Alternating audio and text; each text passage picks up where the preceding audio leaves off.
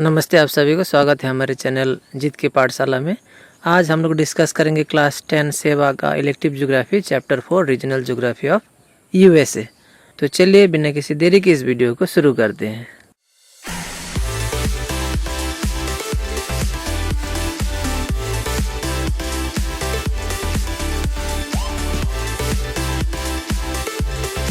देखते हैं 4.04 economic activities. The United States of America occupies the first place in the world in respect of natural resources, agriculture, industrial production and standard of living. United States of America जो है दुनिया में पहला स्थान पर है। क्या क्या के लिए? नेचुरल रिसोर्स के लिए, एग्रीकल्चर के लिए, इंडस्ट्रियल प्रोडक्शन के लिए और वहाँ का स्टैंडर्ड ऑफ लिविंग जो है यानी कि रहन सहन का जो तरीका है, इन सभी मामलों में यूएसए जो है दुनिया में नंबर 1 है। The gross national product of the country is highest in the world, और यहाँ का ग्रोस नेशनल प्रोडक्ट जो है वो भी दुनिया में सबसे ज़्यादा है। यानी कि यूएसए का ग्रोस नेशनल प्रोडक्ट दुनिया में सभी कंट्रियों में से ऊपर है।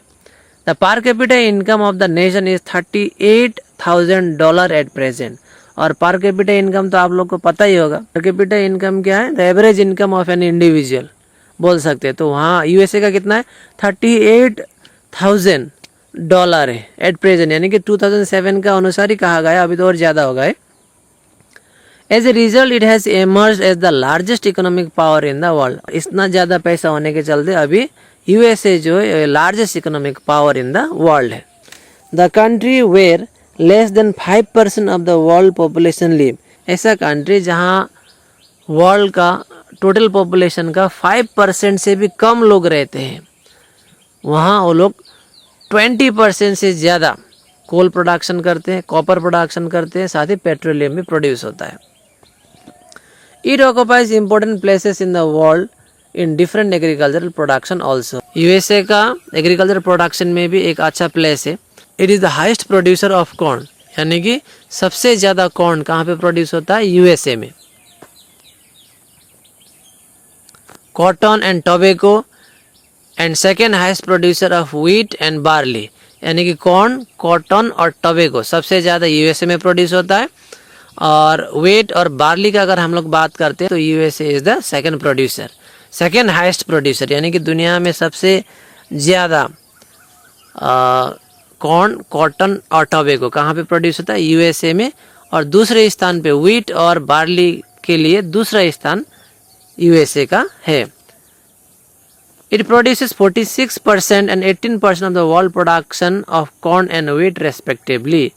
तो यानी कि दुनिया में जितना भी कॉर्न प्रोड्यूस होता है उसका 46% अकेला यूएसए में प्रोड्यूस होता है, और दुनिया में जितना भी व्हीट प्रोड्यूस होता है उसका 18% यूएसए से प्रोड्यूस होता है।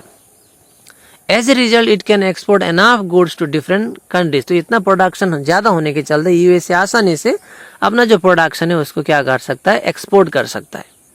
The value of exported materials from the USA accounts for more than 10% of the world of the total world export in the international market. तो यूएसए और दुनिया में जितना भी एक्सपोर्ट होता है उसमें 10% से ज़्यादा अकेला खुद एक्सपोर्ट करता है इंटरनेशनल मार्केट में। It is important to note that agriculture account for only 2% of the gross national income of the country, while industry account for 30% and trade, transport and communication account for 68%.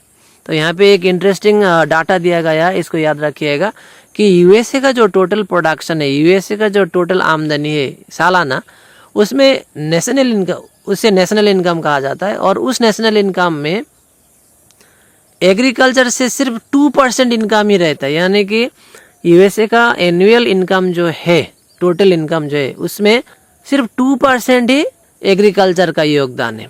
30% योगदान देता है industry, और 68% income होता है trade, transport और communication से। यानी कि सबसे ज़्यादा देखिए ट्रेड, बिजनेस, ट्रांसपोर्ट और कम्युनिकेशन से यूएसए का 68% इनकम है। 30% कहाँ से? 30% है इंडस्ट्री से और 2% है एग्रीकल्चर से। यानी कि सबसे कम इनकम यूएसए का कहाँ से होता है?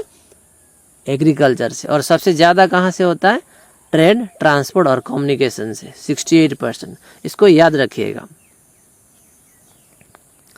Regarding land use, it is seen that 1/4 of the total land of the country is under permanent agriculture of the total population as it in the age group. Between 15 to 64 years, 79% are engaged in different economic activities. तो USA का जितना भी total land area, उसमें से अगर हम लोग उसको 4 भाग में भाग करते हैं तो 4 भाग में एक भाग परमानेंट एग्रीकल्चर के लिए रखा गया है, जहाँ पे 15 से लेके 64 इयर्स के लोग, लगभग 79% वहाँ के लोग इकोनॉमिक एक्टिविटीज़ में शामिल है, यानी कि वो लोग बेकार नहीं बैठते, कुछ ना कुछ काम करते हैं. It is interesting to note that of the total economically active population, only 5% are dependent on agriculture.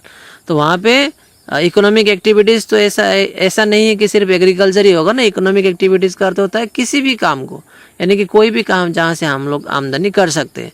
तो उस 79% लोग जो कि 15 से लेके 64 ईयर्स तक के हैं यूएसए में, जो कि इकोनॉमिक एक्टिविटी किसी न किसी इकोनॉमिक एक्टिविटीज़ में शामिल है, जान के आप हैरान होंगे कि उस 79% में से सिर्फ 5% ऐसे लोग होंगे यूएसए में जो कि एग्रीकल्चर करते हैं. बाकी लोग अलग अलग इकोनॉमिक एक्टिविटीज़ में शामिल है. In addition to agriculture, industry, trade and services, people of this country are engaged with such economic activities like fishing, animal rearing, mining and lumbering. तो वहाँ पे सिर्फ लोग खेती ही नहीं करते बल्कि फिशिंग करते हैं, एनिमल रेयरिंग का भी वो लोग का बिजनेस है, माइनिंग करते हैं, लम्बरिंग करते हैं. The prairie grassland located in the south of country is suitable for animal rearing. तो प्रेरीज आपने सुना होगा जो कि साउथ ऑफ यूएसए में पाए जाते हैं, और वो घास जो है वो क्या के लिए सुइटेबल आप लोग जानते होंगे, एनिमल रेयरिंग. तो स्पेशली प्रेरी ग्रासलैंड यूएसए में कहाँ पाए जाते हैं, तो साउदर्न पार्ट ऑफ यूएसए, और जहाँ पे प्रेरीज पाए जाएंगे वहाँ पे क्या होगा, एनिमल रेयरिंग भी होगा. The following discussion on regional agricultural system and industrialization gives some idea on the economic development of the country. तो यूएसए का जो एग्रीकल्चर है उसको थोड़ा समझने का कोशिश करेंगे. एग्रीकल्चरल बेल्ट को देखते हैं.